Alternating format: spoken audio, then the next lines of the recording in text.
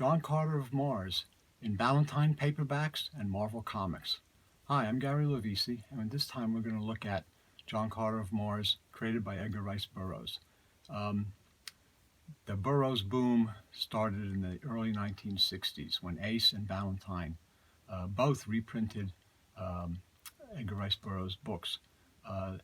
They assumed that his works were in the public domain, and then it was through a court action they found out that it wasn't, and the Ballantine and Ace made a deal where they divided up the properties and each published their own group of books. Ace, and we're going to go into the Ace books at another time, the Ace paperbacks had Frazetta and Krenkel cover art, really beautiful short size paperbacks, the first printings in the F series. But the Ballantine books are really cool. Those were the ones that started the John Carter of Mars series, and that's what I'd like to show you now. They came out in 1963, and the first book in the series was A Princess of Mars. They had Bob Abbott covers, and actually what I'd like to do is show you the entire series, because there is something interesting about the spines. There's 11 books in the series. Ballantine published them. Some of the first printings, and there's a reason why this is backwards. I'll show you later. But they on some of them, most of these are first printings. But the thing is, on some of them they put the numbers in the spine.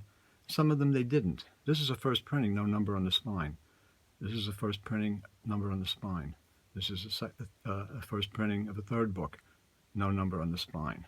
First printing of the fourth book with the number on the spine. So they were kind of like a little loose in their formatting. But first book, 1963, Bob Abbott, beautiful cover of John Carter fighting off enemies to protect his princess, Dejathoris, Princess of Mars, book number 1. Back cover lists some of the other books in the series. Book number 2, Gods of Mars. Again, the spaceship, John Carter out there in space. Book number 3, The Warlord of Mars. And this is the back cover. It lets you know about the 2 earlier books in the series. This was the trilogy that really started off the John Carter series, and it was very cool books. Bob Abbott's art was terrific, and really got a lot of readers into Edgar Rice Burroughs, especially into John Carter books. There is a tie-in here with the comic books of Marvel, and that's what I want to just bring to attention. Marvel books and Marvel comics in the 1970s, in 1977, I believe, they published the John Carter of Mars comic book. This is number 3, and great cover art. Great cover, great interior art. And the reason I'm going to show you this is because in this comic there's a letter by a guy named Gary Lovisi. This is one of my first published pieces, and in it, basically, I talk about the premise of what Marvel was doing with their comic book series. And the thing is, I talk about how nice their the comic is, how much I like it. The artwork by Gil Kane and Dave Cochran is just marvelous. John Carter and Dejathoris look just as I have always pictured them, and Mars, the Dead World, and the Green Men are all drawn with great skill and accuracy. Then what they did was they found a spot, an area in these books that there was a time There was a long period of time where John Carter didn't tell his story. He kind of jumps ahead like a year, and the comic book series takes in that lost time. So what I said is the idea of not adapting the novels right away is a good idea, I believe, but I'd like to see them all done eventually. This 9-year gap in A Princess of Mars surprised me, and I ran to my bookcase to examine the novel. Well, there it was. I had forgotten all about it. It is a great idea, and I can see that you have all been doing your homework very well. So basically what happened was there's a 9-year gap between A Princess of Mars, what happens here, and what happens in The Gods of Mars, and the Marvel comic book series filled in that gap. So I just want to mention that, and that's the connection with the series and with the paperbacks and with the Marvel Comics is my letter in that issue.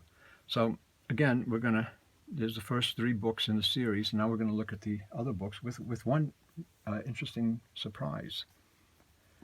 Number 4 is Thuvia Maid of Mars, first printing. And number 4 is Thuvia Maid of Mars with a variant cover. It only appears on this printing. And again, Bob Abbott. So that's the one that a lot of people don't know about. Is not seen that often. This is always seen of this issue, of this book. The back covers show a little different. This is the first printing. It shows some of the early books. And this shows the whole series, because by then, this is the 4th printing from 1969. All of these books are from 1963, with the exception of 2 of them. One is from 1964. I don't know why it's mixed in with the ones from 63, and then book number 11 is from 1965. So then you have book number 5, The Chessmen of Mars, where there's a fight with human chess pieces. Number 6, The Mastermind of Mars, the Ulysses Paxton, another hero. By this time, Burroughs had taken John Carter and pushed him on the side a little bit and started telling adventures of other people that have gone to Mars or other people on Mars. The Chessmen of Mars is a novel of Cathoris, who was John Carter and Digithoris's son. Carter and Cathoris, that's how they get that name. And this is Ulysses Paxton, is an American soldier who from World War I who finds himself mysteriously transported to Mars. And the mastermind of Mars is Ras Thavis, the mad super genius scientist. It's a great adventure. Number 7 is Fighting Man of Mars. Number 8, Swords of Mars. John Carter's back again. They destroy the enemy city of Zodanga, where the Assassin's Guild is. Number 9, Synthetic Men of Mars. John Carter battling inhuman monsters. Number 10 is Lana of Gothal. And from 1965, number 11, John Carter of Mars. And this is 2 stories and an introduction by my friend Richard Lupoff. This came out in 1965. And these are the back covers. Always advertise the other books in the series so that you can be sure to know what books are available and which ones to pick up. Now, with the comic books, before Marvel did its comics, DC Comics did a comic called Weird Worlds, and they adapted the John Carter books. They did, I think, 6 issues. And what this is John Carter of Mars, Weird Worlds, and it's from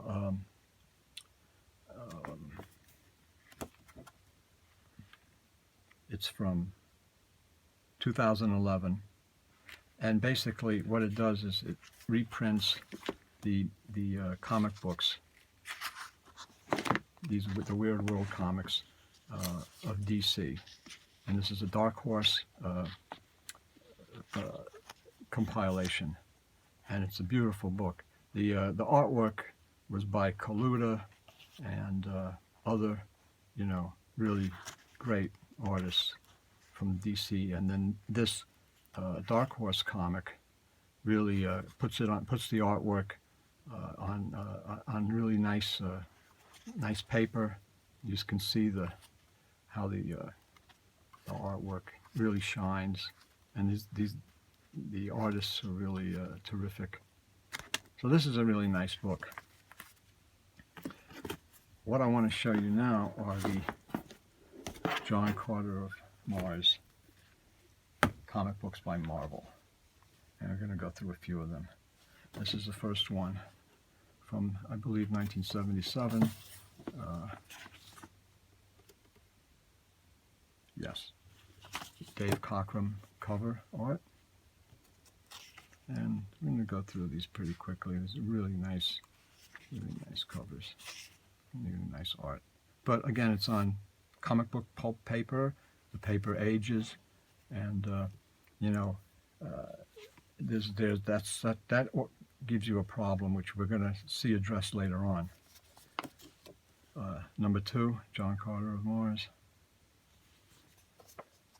Number 3, with my letter in it, from 1977. There were 28 books in this series, comic books in this series. I have, I believe, 16 of them, so I don't have the whole run. That's number 4. But just to give you a nice, they really just, the covers are just beautiful, and they stand out. I'm not going to show you all the insides because the paper does get yellow with age, and it detracts from the artwork. But the covers still, because it's on better paper, stay, are pretty vibrant. Number 6.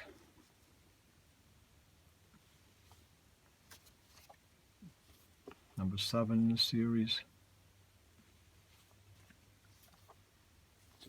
Number 8. This is a great series. And the thing is, what's cool about this series is, again, it takes place in that 9-year gap between Princess of Mars and Gods of Mars, between book 1 and 2 that Burroughs wrote about. So this is all new adventures of John Carter that have been written,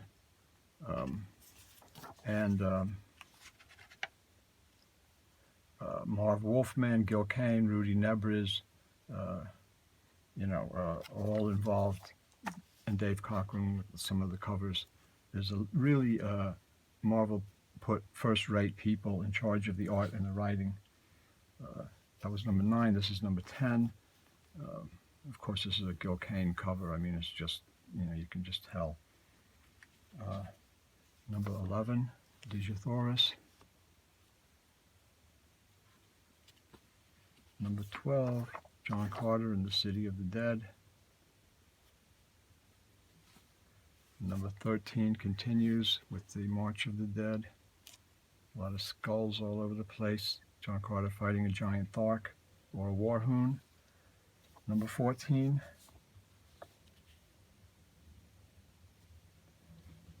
Number 15.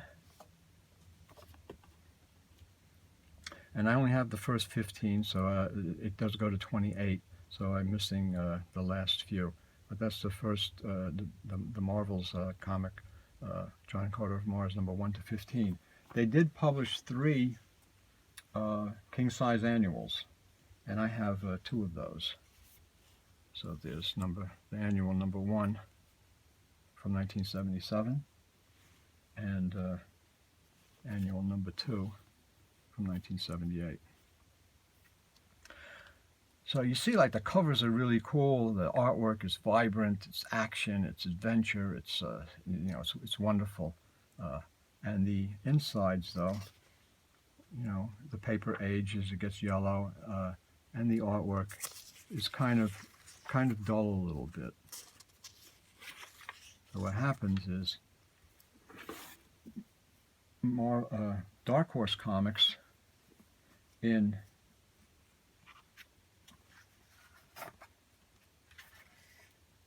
in 2011, published a nice, big, fat, 630-page trade paperback,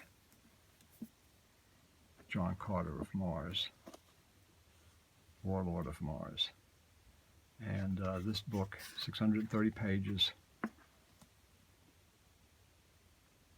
okay, takes in all 28 books in the John Carter Marvel series plus the 3 annuals. It's a beautiful book, has all the chapters, has a foreword. The only problem is it's in black and white. So it's like, damn. That's the only problem. But you can see the artwork. You can see, you know, it really, the contrast of the artwork, it does show up better because it's on better paper than in the comic books. So while you're losing the color that was in the comic books, the original series, you're getting, you know, 630 pages, the whole series in one book, and you're getting to the artwork. You're able to really see it, you know, nice and clear. So it's a lot. It's a beautiful book, actually. I mean, if you like this series, and again, this is very cool because this takes in all of the Marvel series that is that 9-year gap, fills in that 9-year gap between book number 1 and 2 that was never written about by anybody before. That's a cool area for investigation for some writers to do something in there, you know. So I just wanted to clue you on to some of this stuff about about this 9-year gap and the comics and why the comics were, you know, how that came about, and this book here with all of the entire series in black and white, and the variant Thuvia Ballantine cover, which is quite scarce and little known. So again, you know, I love the John Carter series. I love all Edgar Rice Burroughs, but my favorite is John Carter. Even my John Kirk of Ares series is kind of very much influenced by that. So again, I just hope you enjoyed this video. Had some fun with it. If you did, give us a thumbs up and a like. And again, subscribe to the channel. And thanks for looking.